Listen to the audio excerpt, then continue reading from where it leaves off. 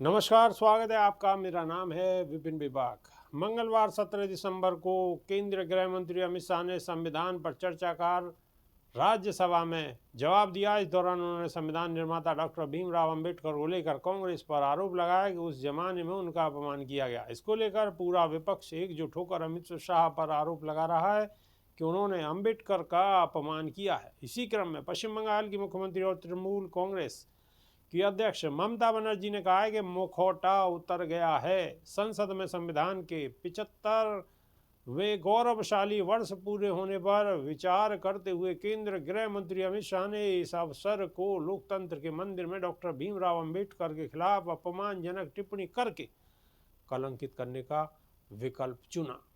उन्होंने आगे कहा है कि यह भाजपा की जातिवादी और दलित विरोधी मानसिकता का प्रदर्शन है।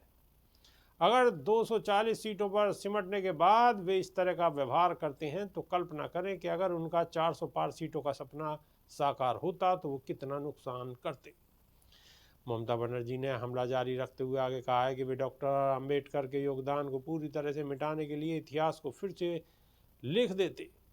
गृह मंत्री अमित शाह की टिप्पणी उन लाखों लोगों का अपमान है जो मार्गदर्शन और प्रेरणा के लिए बाबा साहब की ओर देखते हैं, लेकिन आप उस पार्टी से और क्या उम्मीद कर सकते हैं जिसने नफरत और कट्टरता को अपने अंदर समाहित कर लिया है।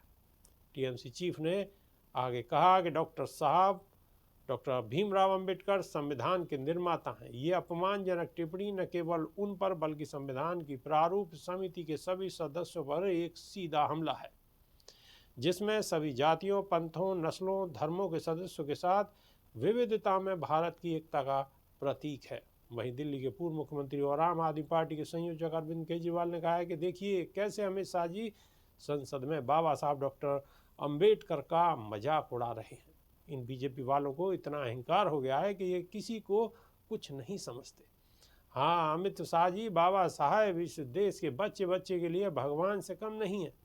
मरने के बाद स्वर्ग का तो पता नहीं, लेकिन बाबा साहब का संविधान ना होता तो आप लोग तो दबे कुचले गरीबों और दलितों को इस धरती पर जीने ही नहीं देते।